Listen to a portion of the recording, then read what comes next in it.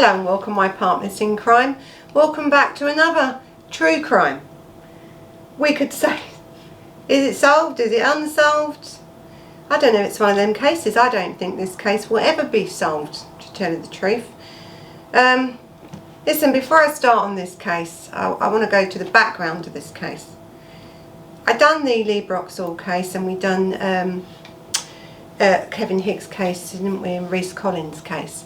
And then Bubba, who's one of the members here, or subscribers here on this channel, Murder Analysed, sent me a comment and told me about the distance between them, sort of abductions and disappearances and murders. In relation to this Shirley Oaks children's home. So to tell the truth, when I first started looking at this case, I was looking at it in relation to what was going on in Croydon area, London, at this time. And this was, their cases were 1985, 86, 87, I think, something like that, you know, around this time. Now, we said in them sort of cases, didn't we, about the paedophiles and stuff that was going on in that area, like we had the Dirty Dozen gang, you know, Sydney Cook, you know, Hissing Sid, and all this was going on. But they were the ones we knew about, wasn't they? They was not so high profile ones. These paedophiles wasn't in great jobs, you know, they worked on fairgrounds and stuff like that, so they travelled around and stuff. This case though, when I started researching into this case, into this Shirley Oaks children's home, opened up really a lot more about what was going on in this area at this time, and had been going on for many years, many years. Listen, I don't think I could do this case. I can't comment on every single victim here, because there's over 750 that's come forward, I think, so far. Maybe more. So it's impossible.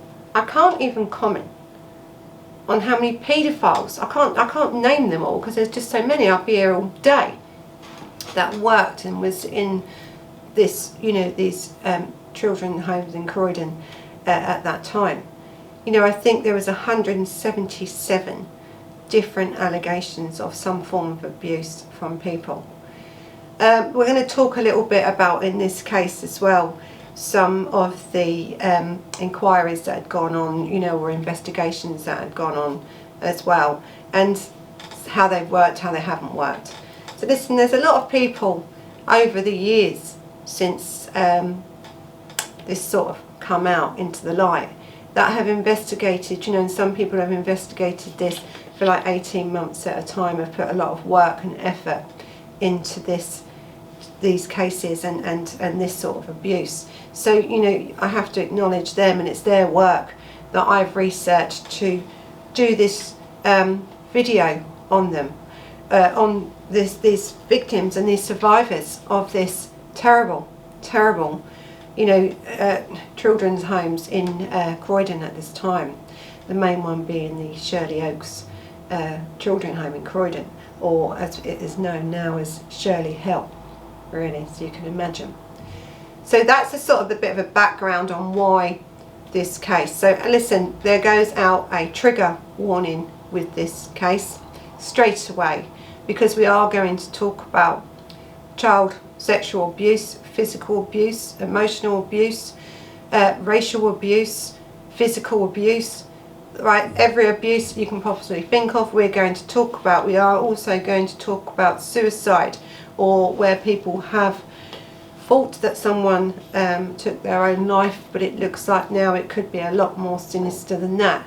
But with any victims like this, you know, when we're talking about multiple victims who are, or who have had their lives damaged to such an extent that, of course, you know, we are going to talk about issues like that. So there is a trigger warning out on this case. This case is for adult audiences only, because of the graphic detail and the stuff. And I've took out of the amount of research that I've done, about 4 or 5 different cases of from survivor stories. Not all of them have wanted their names used. The ones that I've used have given their names. And then, so this is a mature audience, okay? It is mature. This is a very upsetting case to many, many viewers. So if this case is not for you, there's plenty more on Murder Analysed that you can watch. And I suggest that you switch off now. We would like to remember the paedophiles did not take the lives of our friends. It was the cover-up that killed. Today, survivors of the Lambeth care system gathered. They say for decades the system couldn't care less as hundreds of children were abused, some younger than 5 years old. This was a system which allowed abusers to get to children, and when they tried to speak up, calculatedly covered it up. Survivors say Shirley Oaks Children's Home was a paedophile's paradise. Allegations were made against 177 staff and others linked to the home. Shane Donnelly was abused by a man living there unofficially. There was no escape. It's weird how I blocked a lot out. I've walked with that shame and kind of kept it to myself and battled with kind of depression and all what it contains, you know. I found it very difficult. Yeah. The truth is, too many children were left to rot because this was a council riven with racism, corruption and power struggles. There was infighting, and in the 1980s a fight with the Conservative government. All took their toll on council services. The inquiry said children became pawns in a toxic power game, that the council knowingly kept in its employment adults who posed a risk, allowing children in their care to suffer the most horrendous sexual abuse, with just one senior council employee disciplined for their part in it. Where they were so focused on their battles with central governments that they actually just left the people in their care without any focus by those very people that should have been looking after them. Do you conclude then that if there hadn't been those power battles going on within the council and between the council and government, that those children may not have been put at risk? I think it's inevitable to say that because all those things were going on, more abuse happened and abuse was allowed to go on for longer. Michael John Carroll hid a child sex abuse conviction to get a job in a Lambeth children's home. When it was discovered, the council kept him on. It was an absolutely horrific culture of failure, and it was documented very accurately in the report that talked about extremism, corruption, neglect and criminality. But these survivors say the inquiry has stopped short of the full truth, an organised paedophile network in Lambeth. For me, the most outrageous thing is to say there was no paedophile ring. And it's almost as if this inquiry had certain little boxes it needed to tick off. The police were not complicit, there was not a paedophile ring. How dare you? Tonight, the Metropolitan Police apologised for missing chances to identify offenders. But the people in this room want a new inquiry into Lambeth, saying the truth still hasn't been told. So this Shirley Oaks children's home opened in about 1905, and it was intended for the purposes really to home groups of children in smaller cottages rather than these big institutions that they had, you know, in them days. So I suppose in theory it was good. It was meant to be much more comfortable and home-like environment for these children that, for no fault of their own, ended up into the care system in this country at this time. And this goes right the way back now, as I said, to 1905 when this first opened. There were approximately 38 cottages at that time on that site, and each, I think altogether, they could accommodate about 350 children at any one time. I think I have read in other places that sometimes it was actually overfull and it was up to around 400.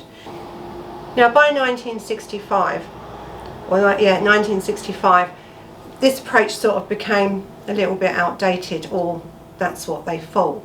And Lambeth Council also then took over the responsibility really and the running of these children's homes. So I think in April 64, a regional inspector, and I think this is what made them change their mind in 1965, said really that these facilities, you know, weren't great, and the house, and he said because they had house mothers and house fathers, but the house mothers and staff in these crowded cottages, because they were crowded, they were just shoved in, rarely achieved any high standard of care. Now that was in 1964.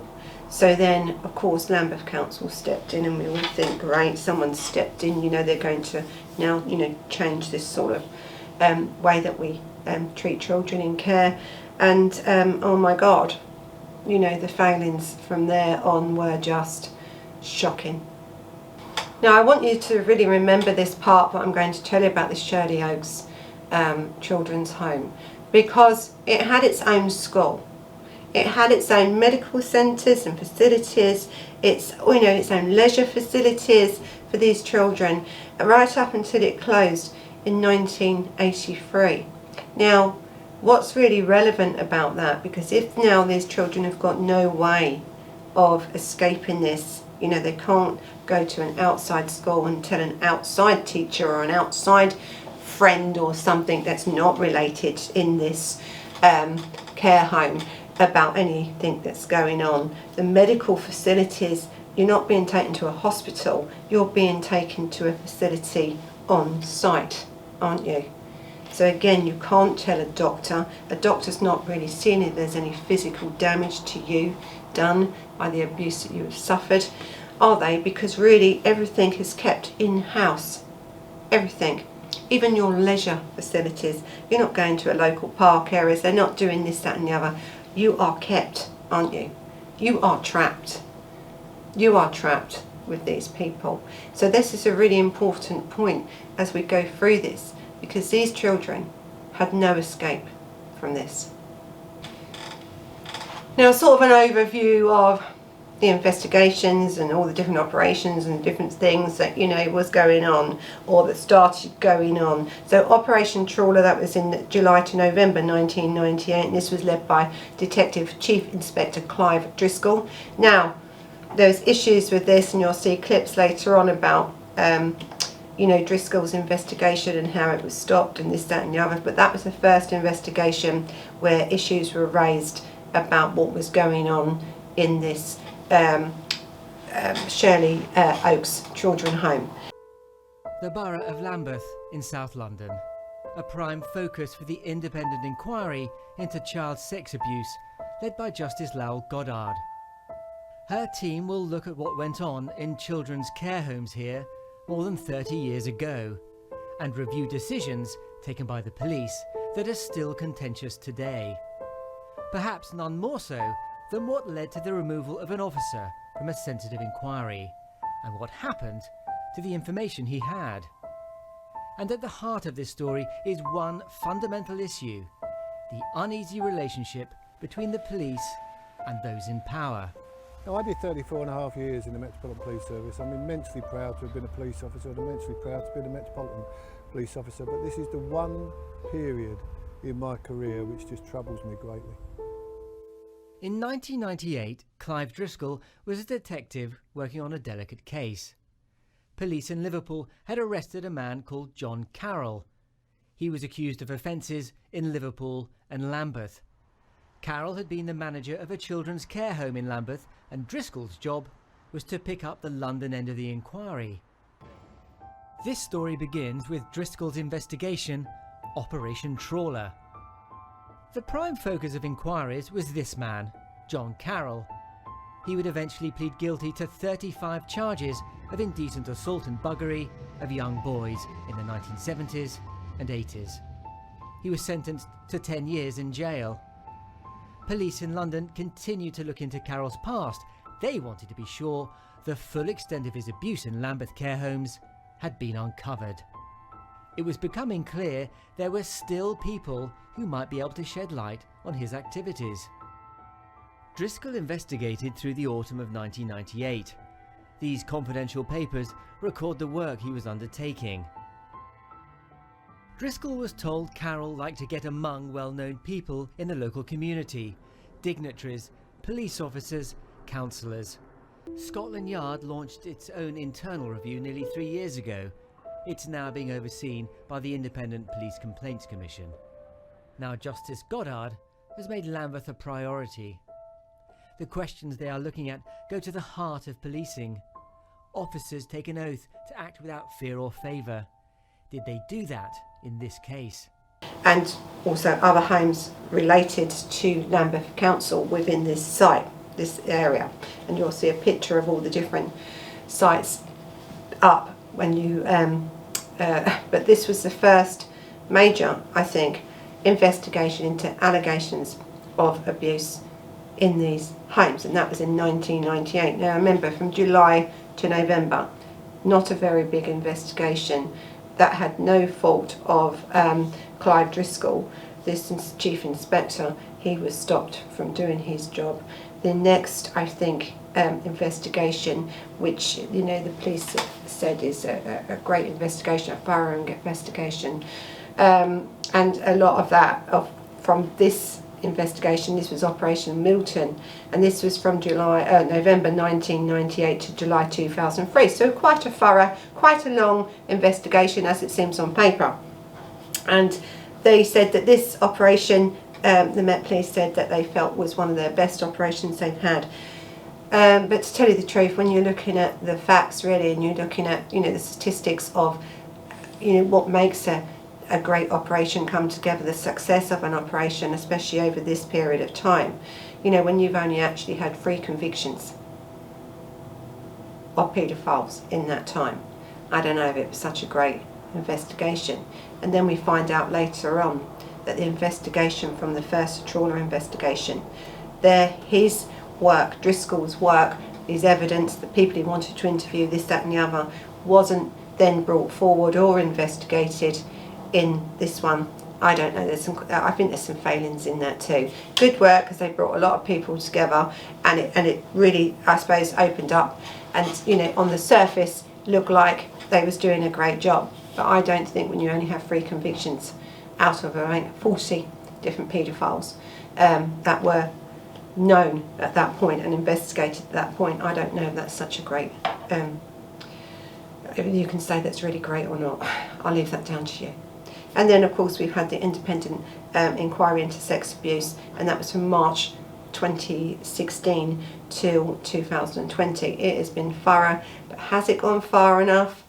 I'm not sure. I think it stopped short a little while there. I think it stopped short of saying, I think they have said that this wasn't paedophile rings, there wasn't corruption, there wasn't, things going on here. I actually think there was, and when we look at this case in its entirety, the amount of paedophiles that were running there, who was employing these people, how these paedophiles influenced people around them. Yeah, there was a paedophile ring here, and there was multiple paedophile rings working out from this place, absolutely. And I think anyone that doesn't think that, really, I mean, what you're trying to hide, really, because obviously there is a lot more going on under the surface of these investigations and this abuse that happened to these many children in this place. It's there's something, and I think I've looked at this case quite quickly. As I've said to you before, many people have took 18 months, 2 years longer to investigate this case, and it is their material that I am using to try and give you an overview really of what really happened in this Shirley Oaks children's home. So okay, we've had the sort of overview of it. Now let's get on to this case. We're going to start with this inquiry heard that hundreds of children were subject to prolonged sexual, physical, racial abuse, that paedophiles targeted Shirley Oaks Children's Home campus in Croydon in London, which could have housed up to 350 children, plus actually, and that closed in 1983. Now it opened in 1905, and as I said to you, there's not much records of it there, but listen, did paedophilia go on in 1905? Of course it did. Of course it did. Will we ever know about it? No, because no one ever spoke about it. No one ever did. These cases are from like the 70s, 60s and 70s that's come up, where these people are still alive, and they have given now their accounts of what's happened to them in this terrible, terrible place. So the victims were drugged, tortured, sexually assaulted by a very by just loads of different paedophiles, all right? Not only the ones that worked in there, but some that were brought in, some that were hired to do things, some that done voluntary work there. You know, here we go, opening the door now to this viper's nest, aren't we, of paedophiles that's running around this place. It's like a bloody sweet shop, isn't it, for these people? It must have been in them days. Free for all, really. Bloody disgrace. So listen, the only thing I think that come out of this is this report is really, you know, it's a damning report really, and it's about the horrors of this Lambeth Council, you know, that in this children's home that they owned, they run, they had a responsibility, they had duty of care to these children, you know, right from the day that these children entered that home. The responsibility fell to Lambeth Council to run these homes in a way that these children were protected. Now, we live in a society, yes, that we know this goes on, right? Yes, we know it goes on, but these children's rights were terribly abused. Not only were some of them, you know, physically abused and sexually abused, they were emotionally abused. They were, you know, it made them feel like they were worthless, they were nothing. And this is how these people that were paid to do this job, to look after these children, whether they were paedophiles or not, made these children feel. That's how they made them feel. Worthless, unwanted, uncared for, unloved, used, abused. It's a disgrace. And we've, you know, this council, this Lambeth Council, has in the end result, and they've admitted a responsibility because they know by law they have responsibility of duty of care to have keep this children, all these children, safe in that sort of environment. So this is what this inquiry is about. It's about looking at the failings, and there was many, and many people that have read this report said it's page after page after page after page of failings from social workers, from police, from councils, from other members of staff, you know, from doctors, from gosh, I mean, the failings are from across the board, really, of what happened to these children. Really, of what happened to these children, it's terrible. It's really terrible. It heard this report, you know, this inquiry, and it needed an inquiry, didn't it? This inquiry heard that these children, you know, were raped, indecently assaulted, sexually abused, and that they had complaints from about 705 former residents across 3 facilities. And actually, I think only one member of staff in that was ever disciplined. One member of staff in all them years of abuse was only disciplined, and, you know, didn't go to prison but was disciplined. Okay. So when the children reported complaints, it was stated at the time they were routinely disbelieved. Now, we spoke about kids in care not being believed before in other cases, haven't we? And it's true, and I think this highlights it, that these children had no voice at all for many, many years in here. I think one of them said that, you know, I was a lifer. One of these survivors or victims, however you would like them to be known, or however they would like to be known, really. I think survivors is a good word because it shows that their strength, you know, to come forward and do what they're doing here, to get people to know what really went on. But when you say that I was a lifer, you know, you're relating it to like a prison environment, aren't you? To this thing. And I think it's the wording that comes across, you know, from these survivors that are really heart-wrenching, really, when you hear them. Because for them there was no escape. As I said, they schooled there, you know, they played there, they was looked after there, wasn't they? They had their medical treatment was there. They weren't believed. They weren't believed. They had no voice. So then you've got an open door, haven't we, then, for abuse. The minute we take them rights away from children, actually the minute we take them rights away from anywhere, you are opening up then the door for abuse. You really are. So okay, they're saying they know there were 705 people that come forward, but it is believed that it's much higher. And there's a lot sort of that's gone on here in this, and this is where I want to speak about this young lad. Now, Peter Davis's name was, he was 15 at the time when he was found. It said that they said that he had committed suicide in one of the toilets at Shirley Oaks toilets. He was 15 at the time. His death was actually put down to misadventure. And there's a lot going on actually in this inquiry, and I think the police now, the inquiry has actually said, you know, that the Metropolitan Police now should come out and start an investigation, open investigation into this death of this child who was 15, because 2 years prior to that, you know, this young lad, Peter, had given evidence about or had stated about the abuse and that what was happening to somebody else. So he'd give evidence. Within 2 years this boy was dead, and he was found dead in the toilets of the Shirley Oak Children's Home.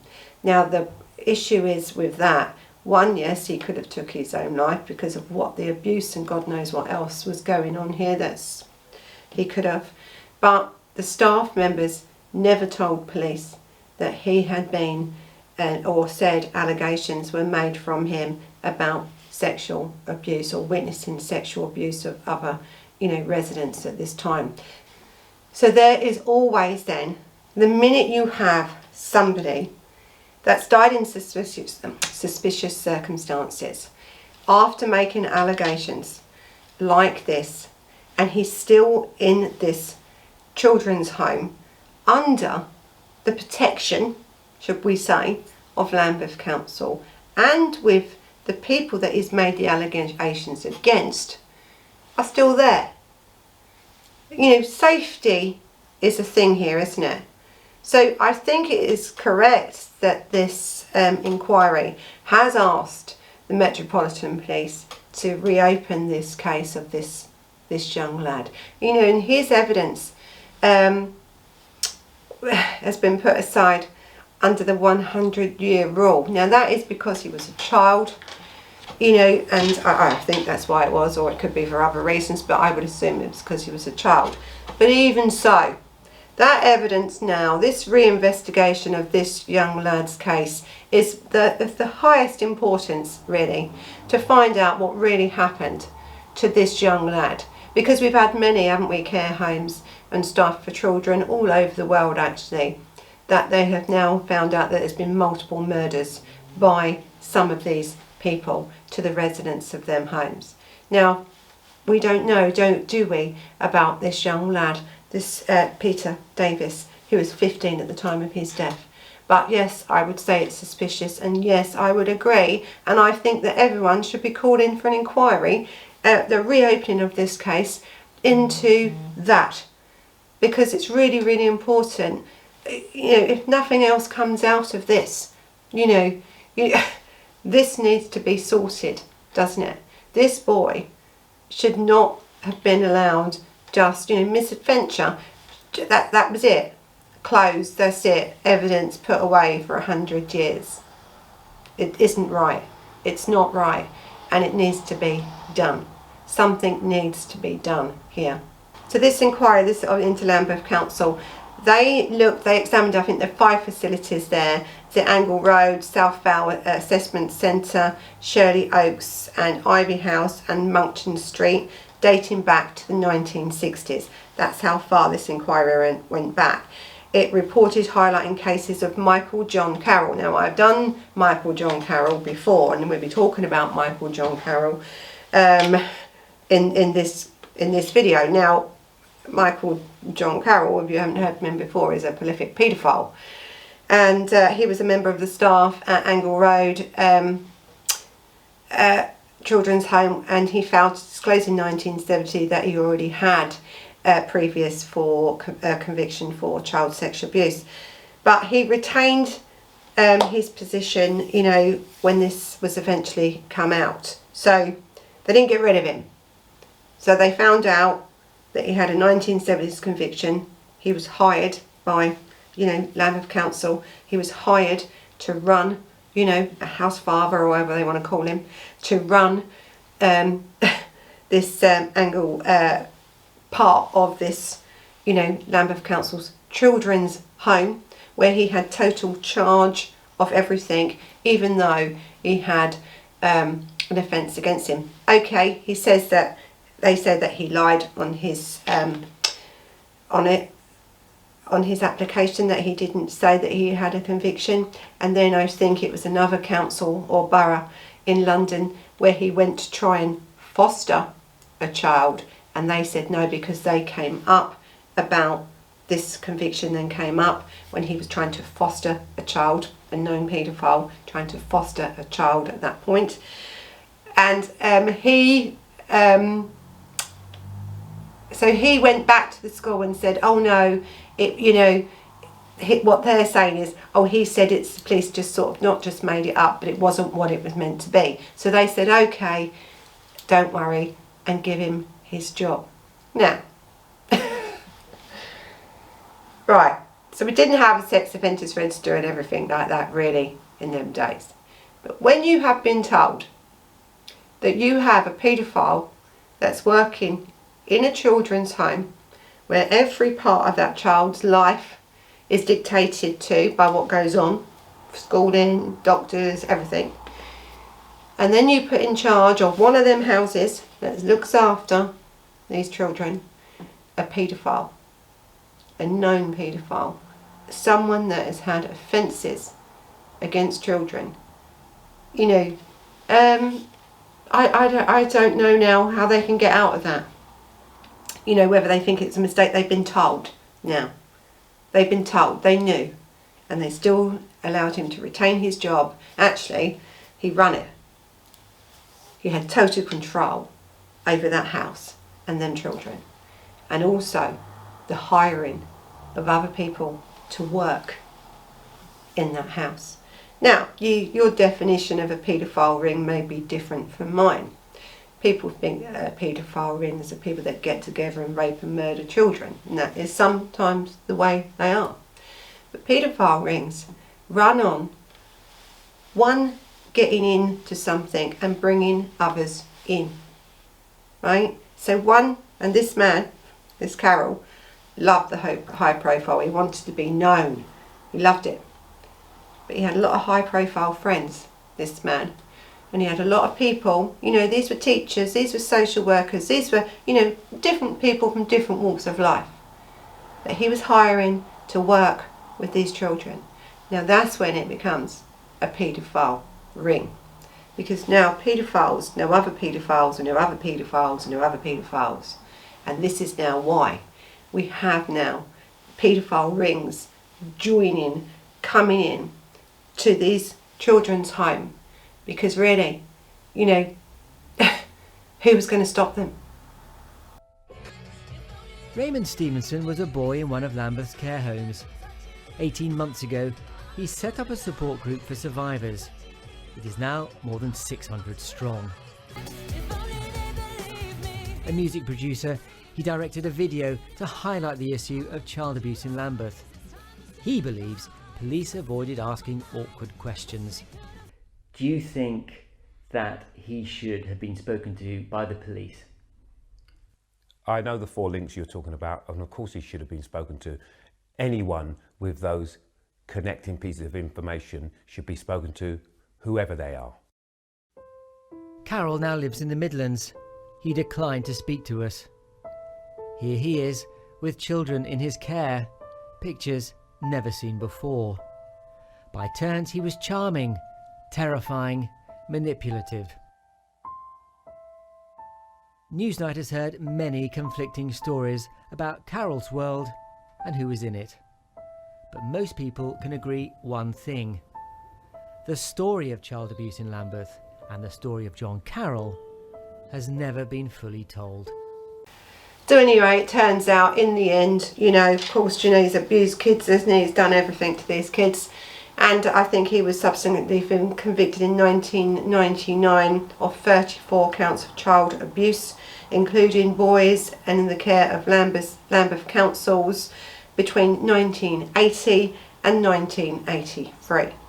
The report found clear evidence of sexual offenders who were suspected of sexual abusing They were co-workers in Lambeth Council children's homes at the same time. And as I said, Carroll had the role, didn't he, of recruiting staff and investigation, anything that was happening within this Angle Road home. Everything would stop with him, wouldn't it? Really.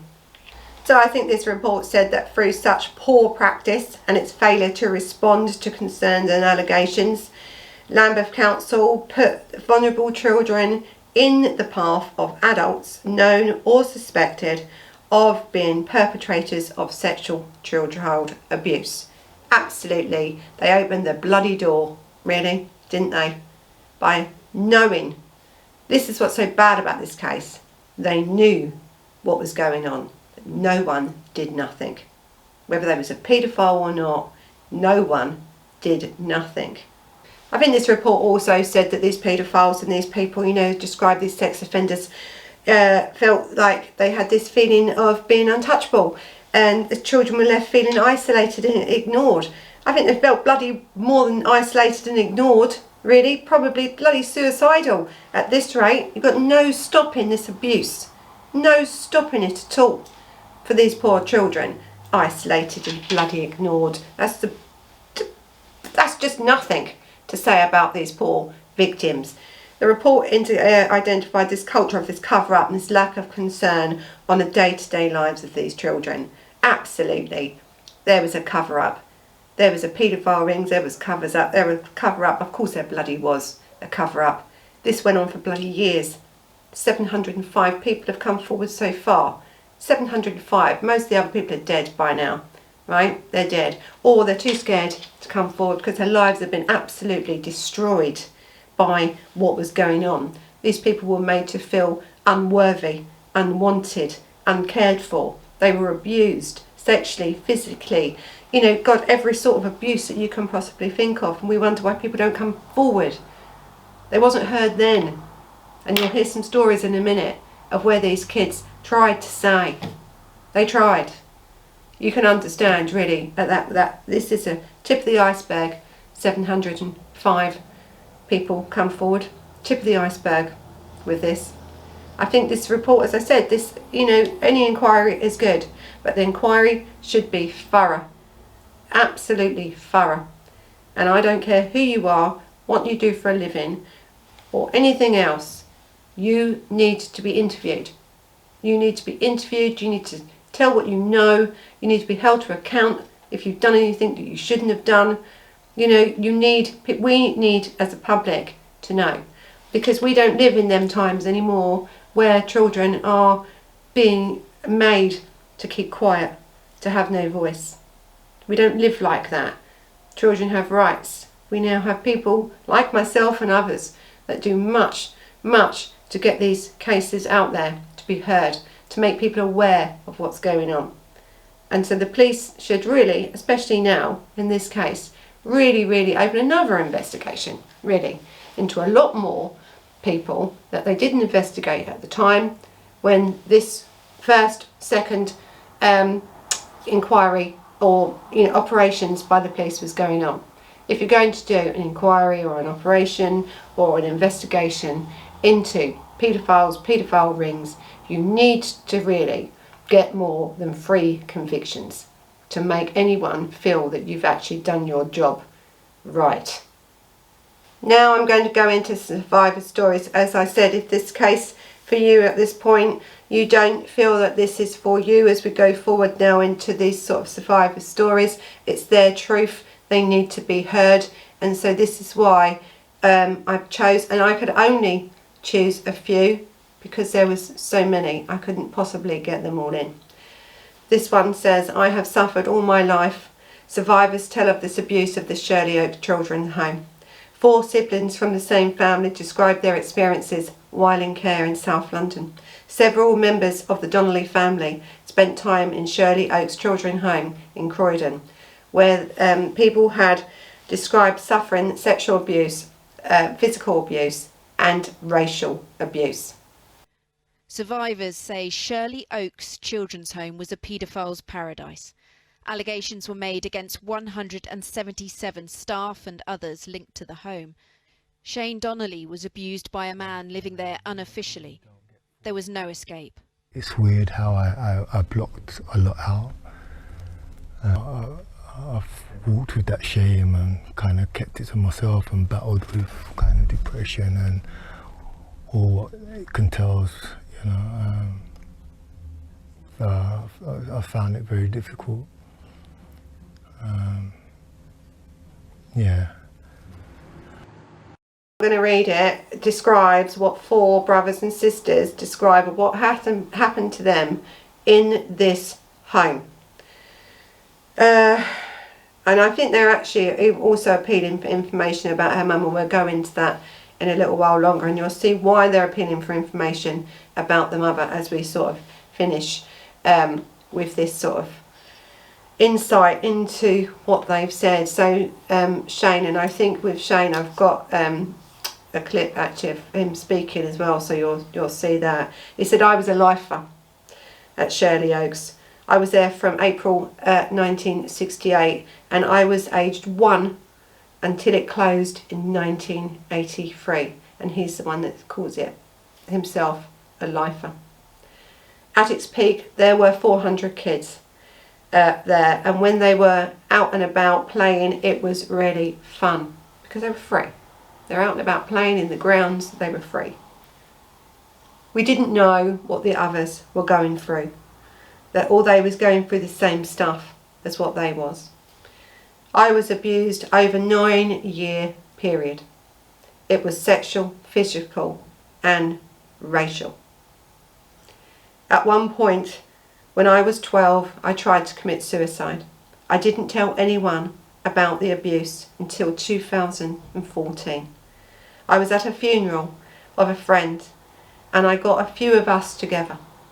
I didn't want the perpetrators to get away with it, the authorities to get away with it.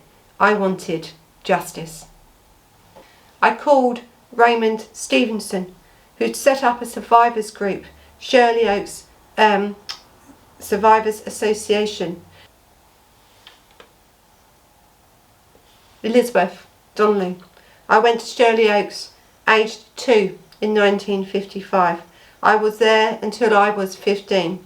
I was raped when I was 8 years old. This went on for about 2 years. The man told me if I told anybody, my mum would be sent to prison. I didn't tell anyone. I was quite horrified. It was quite horrifying, really. I had a breakdown in my 30s when I started to relive what had happened to me. I was interviewed as part of the Operation Milton inquiry. I've had flashbacks. 10 years ago, I was diagnosed with complex post-traumatic disorder. I have suffered the repercussions of what happened to me in Shirley Oaks Children's Home all my life. Kevin Donnelly, 61. I was in Shirley Oaks from 1962 to 1975. I left when I was 18. I didn't tell anyone about what happened to me until the police approached me as part of Operation Milton. The police were investigating William Hook, who is a swimming teacher, or was a swimming teacher or instructor in Shirley Oaks at the time. I was abused by Hook. I gave evidence against him and he was jailed for 10 years. I hadn't said anything to anyone before this because I was ashamed. Hook abused me when I was 13 and it went on until I was 16. It stopped when I could fight back. Teresa Donnelly, 59. I went into Shirley Oaks at the age of 18 months. I was 6 years old when I was abused. I was sexually abused. It went on for quite a while. At 6 years old, I didn't think that I could comprehend really, she's saying, what was happening to her. I always knew something had happened to me. I can see him, I can hear him to this day. My mum took us out on a day trip to London. in the train station, I wanted to go to the toilet. When I went there, I started to cry as it hurt down below. She asked me why I was crying, and I told her that it hurt down there. She came to the home and smashed every window. She got arrested that day. She knew her children were being abused and she couldn't do anything about it. She had the struggle of her children being taken off her. She had tried to fight the system. And really, listen, you know, in them days and even nowadays, you know, it's very hard to fight this system. And I think, as she says, her heart goes out to her mum. Her mum disappeared 30 years ago and they do not know what happened to her. I think there's another thing we need to have a look at, and I haven't really looked into this case of this woman. I don't know if they found her, so I'd like, if anyone knows if they have found her or not, to give me some information. That would be really good. But you know, it's suspect, isn't it, when you are a mother and you've lost your rights to your children for one reason or another. You get your children on day trips that you can take them out, and you find that your child or children are being abused in the home that's meant to protect them better than you can, really. And then you smash every window, you get arrested, and then you disappear. It's a worry in itself, that was their story. So Shirley Oak's man, another man, is Philip Wells. He was repeatedly sexually abused at a children's home, and he revealed it after really he kept this dark secret for nearly 6 decades, 60 years. And this happens to a lot of people that are abused. They don't want to say it because it's shameful. They don't want to bring up their memories. This is how they feel. You know, they've been told to keep quiet. They've had no voice for so long. So, you know, for someone to actually come out and say it, it can sometimes be very, very difficult. Very, very difficult. But this is his story. Now, Philip done an interview with Sky News, and he told about his ordeal at Shirley Oak's Children's Home, and this inquiry was published, wasn't it, into the scale of sexual abuse that's suffered by these youngsters, you know, in the care of Lambeth Council. So nearly 6 decades, Philip Wells, carried a dark secret with him that he couldn't even share with his wife. At the age of 10, he was taken into care of Lambeth Council. When he says that he was repeatedly sexually abused or sexually assaulted by a teacher while staying at the children's home. Over the course of 7 months, at this notorious, Shirley Oaks, or Shirley Hill campus as it's called, really, Mr. Wells said that the abuse was about 2 to 3 times a week when this happened to him. He, despite reporting his injuries at the time to staff, they literally just turned a blind eye. Literally, he had nowhere to go, did he? They didn't care. They didn't want to listen. This man was abused at the age of 10. You know, 2 to 3 times a week. And Philip says it was only really once he had left there. I think he went in there because his mum was ill. So it was like a short break for him. Thank God, really. Thank God. Anyway, after he left, that he realised, this was wrong. Something was going on. Not all schools are like this, but he had a terrifying feeling then of being in schools or around teachers, and you can understand, can't you, why? So really, then this boy didn't really want to go to school. Now he is one of them that has waived his rights to anonymity. He wants to be told. He wants to be seen. He wants to be heard. He wants to tell his story.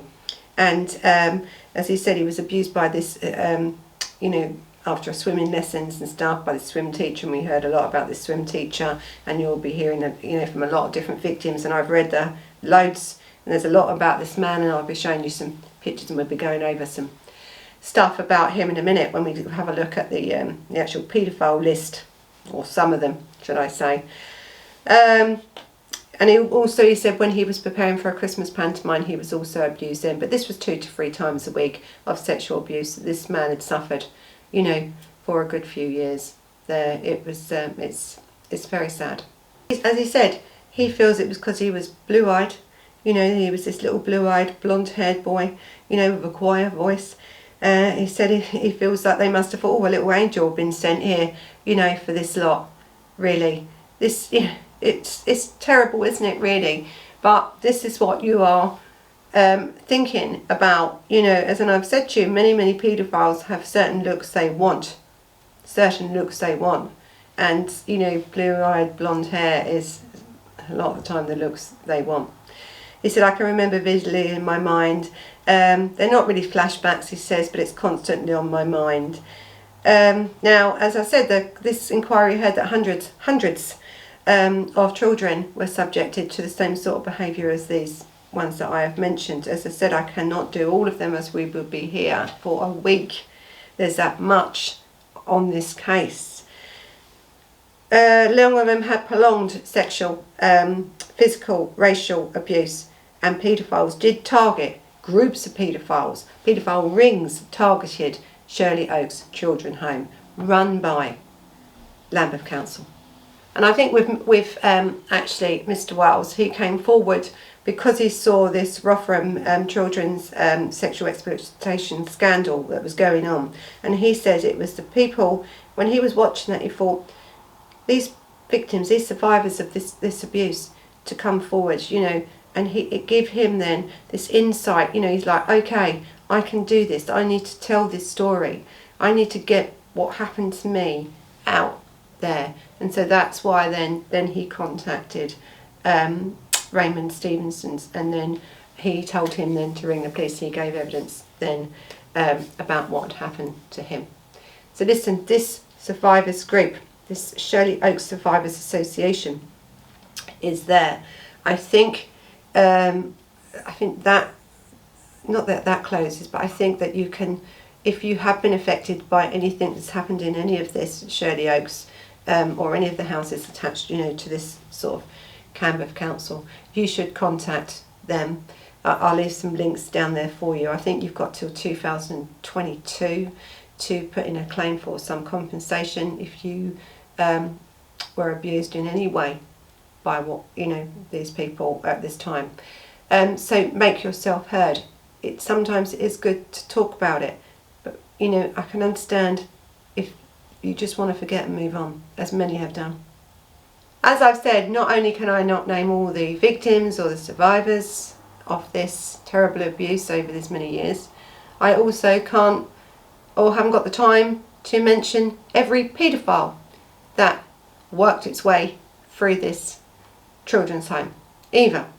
So there is a certain amount, and I think that Raymond Stevenson is brought out or has got a report, I think that he done when he set this up, of a list of some of the serious paedophiles that are known to have abused a lot of these kids.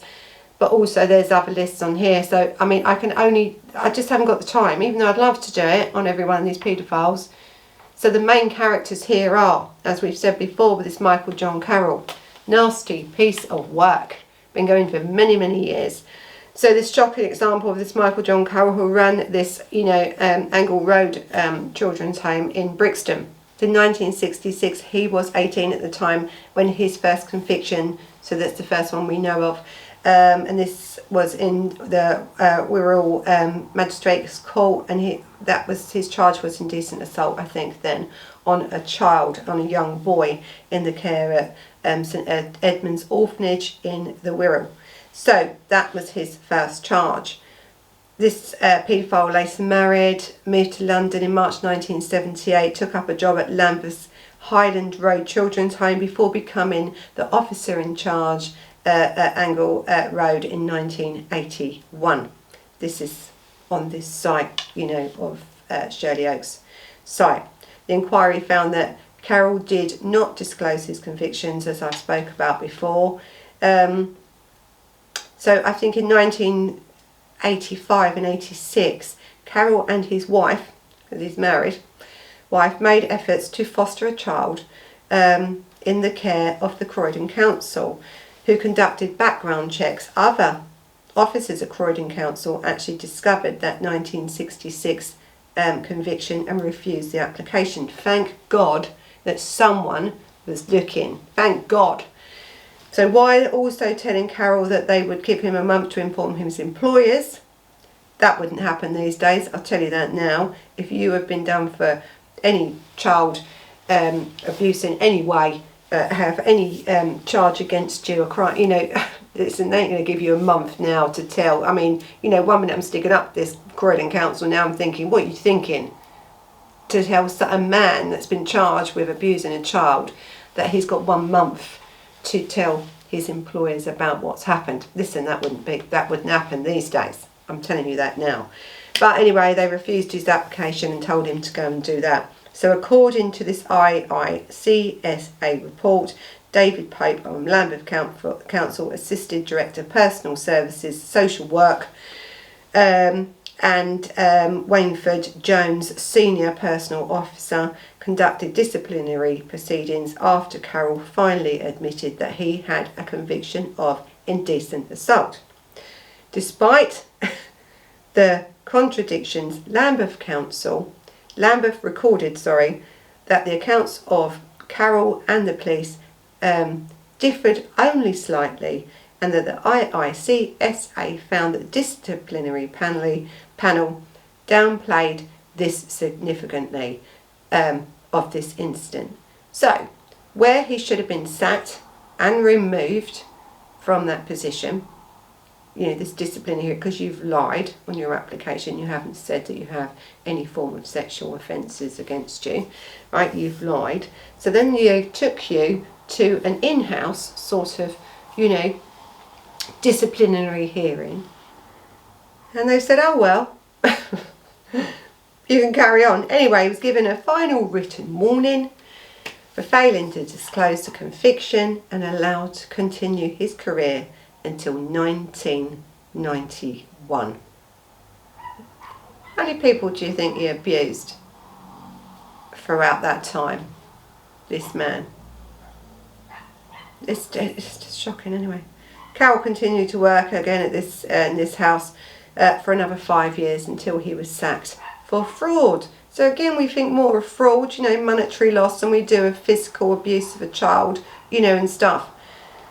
Oh dear, I don't know. I'm going to have to listen. This Carroll is a weird one, right? So investigations later found that he had implemented a type of therapy, you know, termed direct work, you know, because he was working with children, you know, who had been either, you know, they were in there for a reason. You know, these were vulnerable children. So he has set up this therapy termed, you know, direct work, which supposedly involved children expressing feelings of grief, trauma through role play. Really? But reports emerged that this bizarre and inappropriate scenarios, including one social worker describing adults crawling around the floor in nappies, and on occasion where Carroll shared a photo of a child in their underwear. But that's not all he shared, that's what they've just seen. In 1999, the full extent of Carroll's abuse emerged, and he pleaded guilty to 34 sex assaults on boys at a children's home in Wirral and in London between 1966 and 1986. 34 sexual offences. So you're telling me that they have said there was no paedophile ring in this, when you have grown men being brought into a therapy session with young children crawling around in nappies?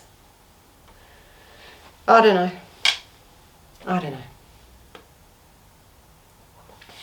Anyway, this sick man was jailed for 10 years. Not enough. He's out now, living somewhere else. He's out.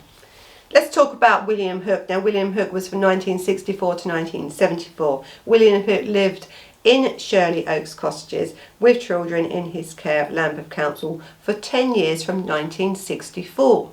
Another predator that's living there amongst these children that cannot escape, remember. He did so free of charge, in return providing swimming lessons. So he got free rent and accommodation, and he was allowed to abuse children because no one was saying anything, because he gave free swimming lessons. And he was one of the people that, like Philip Wells has talked about, hadn't he, being this swimming lesson. He was also had a role as house father or social uncle. In February 1974, the police were called to a hotel by staff concerned about the welfare of a young teenage boy who was staying with Hook in the room at the hotel, commenting that they had significant information about Hook and expressed surprise, actually, that he had ever worked with children. Staff at Shirley Oaks already had concerns about Hook's behaviour, and it was revealed, and he was actually, there were several sort of referrals and sort of widespread rumours. Now, we're not saying every teacher, you know, in this place was a predator or a paedophile, whatever. But, you know, how bad are you? You know, that you've heard rumours, this, that and the other, and no one does nothing. You're just as bad as them, aren't you? If you're not going to come forward and try and fight for the rights of these children and you're working there, you know, you're just as bad, really. You're just as bad. And to tell you the truth, it doesn't look like that any of the evidence or any of these rumours or any of these little referrals that were said about this man were actually ever acted upon. Shocking, isn't it, really? Anyway, let's talk about Jeffrey Clark. Jeff Clark was a computer programmer who worked for Lambeth Council between 1969 and 1991. He was also a volunteer at Shirley Oaks from around 1973. The phase they used, you know, as this social uncle, you know, for these children, spending a lot of time with them at weekends and taking the children on holiday abroad alone. I mean, that wouldn't happen these days. So you have a man that's voluntary going now into a children's home at weekends, you know, in his free time, at the goodness of his heart, really, and also taking these children away abroad on holidays. I mean, anyway, there was also rumours about Clark. One Lambeth Council social worker said between 1970 and 1978 recalls that staff in 1998 Clark was convicted of sexual abuse of 3 children, none linked to Lambeth Council, and was sentenced to 3 years in prison. Further allegations were made against Clark by children in the care of Lambeth and elsewhere between 2000 and 2002 during Operation Milton. He was also charged with a number of offences, an indecent assault and possession of indecent images. In March 2003, he took his own life on the day of his trial, the day it was actually due to start. Lambeth Council were aware of at least 49 children, including 37 in its care, who had alleged sexual abuse from Clark. I think it's Donald Housegood, I think. Donald and his wife were appointed jointly as house parents at Shirley Oaks in May 1968. Now, child victims LA and LA 69 described abuse by him over an 8-year period in 1970s when she was 6 or 7 years old. He also then abused a girl with who she shared a bedroom, and this was this LA 69. He told this young girl that if she said anything about his behaviour to anyone, that he would kill her. She was terrified of him. In 1975, he was tried for 11 charges of rape and indecent assault involving 4 children. His trial collapsed after 4 days. The children who made the alleged allegations against him were not offered any support actually by Lambeth Council or from the criminal justice system. LA and A25, who gave evidence at this trial, left care and her job and received no report. So less than 2 years after his trial, L2 was found dead in the bathroom at Shirley Oaks. Now, we now know that represents, don't we, Peter Davis. He was found dead. So he tried to give evidence and it was found that he couldn't do it. Anyway, we've talked about him. Terrible, really. His sister said that this reinvestigation into the limited degree by this Operation Milton, which ran from 1998 to 2003, 6 complaints, including 3 involving the 1975 trial, came forward to make allegations of sexual abuse against him. Three further potential witnesses were also identified, including the child with a special education needs, a number of individuals, including children who were at Shirley Oaks at the time, that might have been sexually abused by him. Despite this, the Metropolitan Police Service did not speak to him during Operation Milton. Now, I've spoke earlier about this Operation Milton, and I've said there was people they should have spoke to, and they didn't. And you think, why not? Why not? And so this is my, yes, I think it's, we brought this up and we've got people, haven't we, coming forward out of this investigation, this Milton investigation.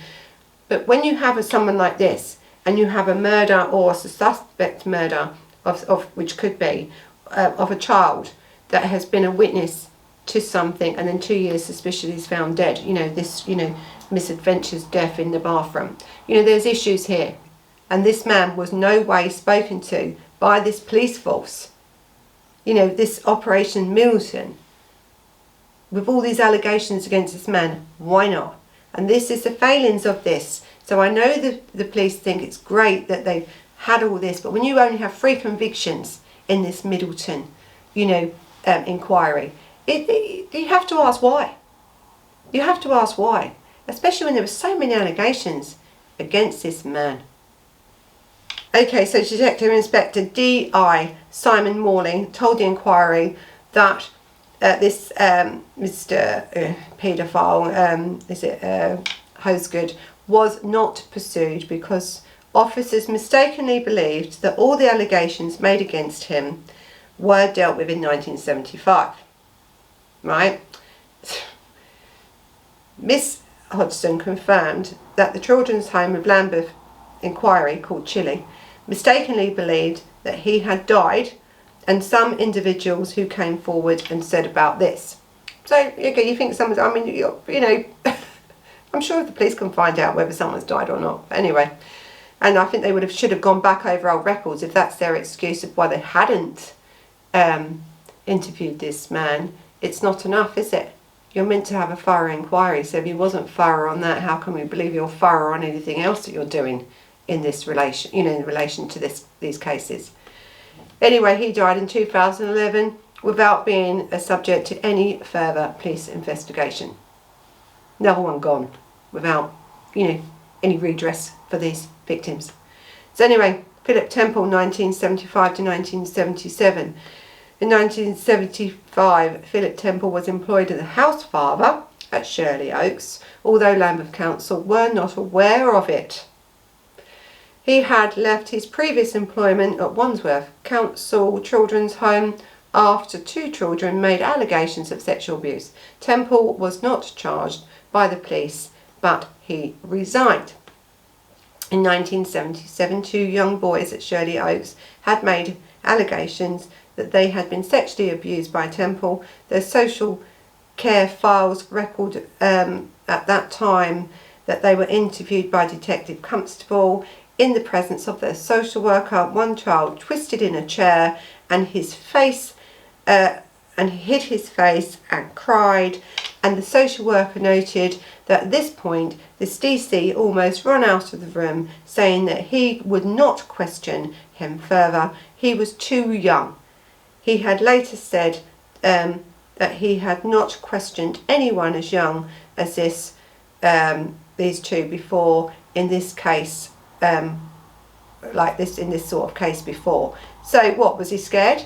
Do you think they didn't have, listen, this is what annoys me with this case. You have a police officer, don't you, a DC. Surely you're trained, even in them days, to go in and when you've seen a child, and a young child that's sitting there, tiny, young, helpless, and a social worker that brought you in to talk, to these children about their allegations of abuse. But you don't want to talk to them children because they're too young. You can't handle it. What do you think they're handling? This is the failings of this case. This is the mentality of this case. To walk away and leave a child in a room, because you can't handle it. Shouldn't even be a police officer. Shouldn't even be there. Shouldn't even, a DC shouldn't even be there if that's what you can't handle. They're too young. Shocking. So anyway, finally, I think the next day the social worker says that these children were recalled to the police station. They'd probably be interviewed by someone that could actually handle what they was doing, really, that could listen to that sort of thing and think, okay, we need to stop these people from abusing these children. That's, you know, what's happened here. This house father had been interrogated for the second time, and this afternoon, and he had threatened suicide. You know, I say, oh dear, I'm going to commit suicide. You know, it's about my career and everything. And he said the children fabricated all this. It's all fabricated. It wasn't me. I'm a teacher. You're going to ruin my career. The police said, okay. Okay. You know, they believed him. They believed him that these two young children, you know, so young that you found it difficult to interview. So young that you felt that they could fabricate that sort of thing to make someone lose their job. Really. Really. Anyway, Temple went on to abuse other children, and in 1998 and 1999 he was prosecuted for a free offence of indecent assault on a boy 15, and that had happened in 1997. He was acquitted but later pleaded guilty to 2 counts of perjury relating to this trial. In April 2016, Temple pleaded guilty to 29 counts of child sexual abuse relating to 13 victims. 4 of the children had been in the care of Shirley Oaks Children's Home between 1976 and 1977, and he had provided information, they had provided then information to the Operation Milton. Temple was sentenced to 12 years in prison, although this was increased to 18 years by the Attorney General on the basis that they found that this sentence, the first sentence of 12 years, was unduly lenient.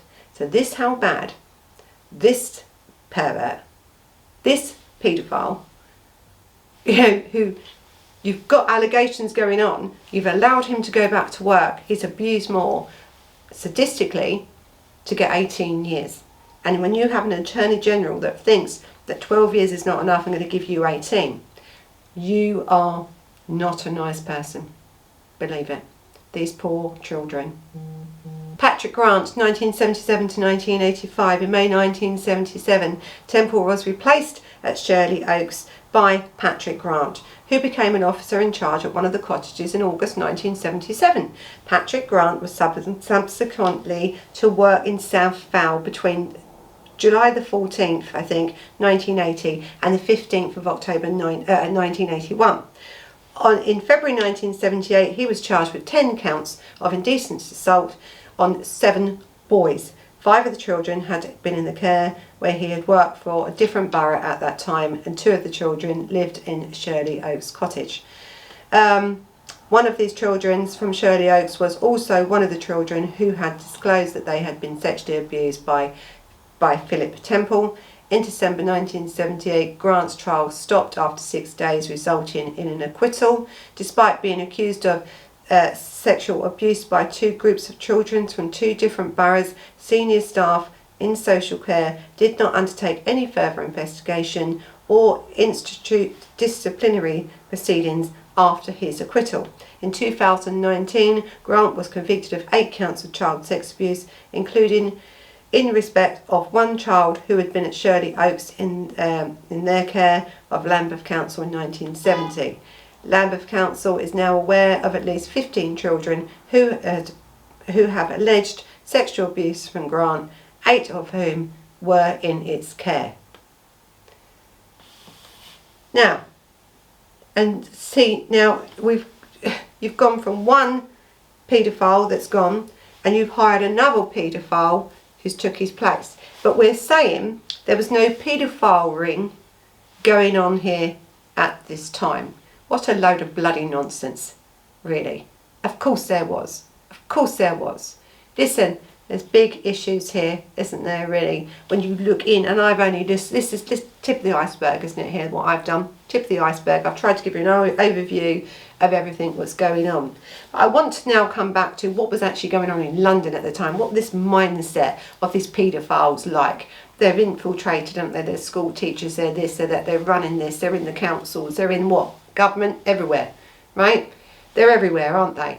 Right, they're infiltrating, and we know they was in government because we have this, you know, paedophile exchange, paedophile information exchange coming up around that time, and they was trying to get into government, and it was coming out that they wanted, you know, they jumped on the bandwagon, didn't they, about, you know, for homosexuals the age limit to be dropped. That's how they first got in. They'd actually already been given grants from the government to, you know, set up this. But no, what they were paedophiles. They were paedophiles. Paedophile information exchange. Says it in the bloody title. But in 1983, when these people thought they could go on TV, they could, you know, this is London, right? They've had grants from the government, about £35,000 actually, you know, to help set this up. And not that the government knew that they wanted the age limit of young children to change. They believed that at this point, right, that they was more talking about that. They didn't sort of realise until much later on that their really mindset, and I'm telling you now, that Carroll was another one in that he believed that I think the age limit for a child to consent to sex was 4 years old. Right, so I'm going to show you a clip of that, and I've used this clip before because it does show you the mindset of a paedophile. The mindset. Now don't forget, these paedophiles weren't working on fairs, right?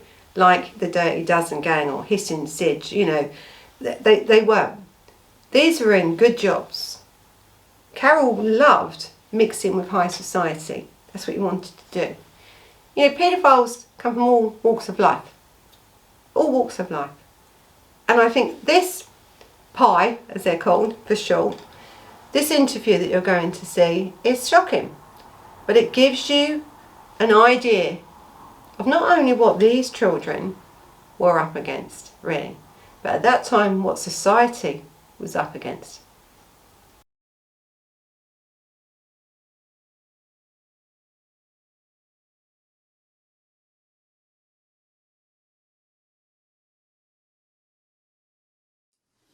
Adults would feel that a developed consideration for children would involve leaving children alone sexually to find their own way for themselves with their own peer groups and not with adults. Yes, I would be all in favour of children finding their own way sexually, but I think also that adults have a part to play because children are one part of the whole society. It isn't the society where we separate children from adults. What do you feel? I feel that PIE is not a procurement agency for children, never has been and never will be. Our political objectives include developing a society where children are given a much higher status than today, where they are recognised as individuals in their own right, and this includes recognising their right to certain sexual freedoms whilst protecting them from the kind of criminal assaults which took place in Brighton. But surely it's a question of recognising children's maturity, and how can you have an equal relationship, which is what I take a mature sexual relationship to be, between an adult and a child who is not mature in body, in mind, or personal awareness? It has to be unequal. I don't accept that this concept of maturity at all.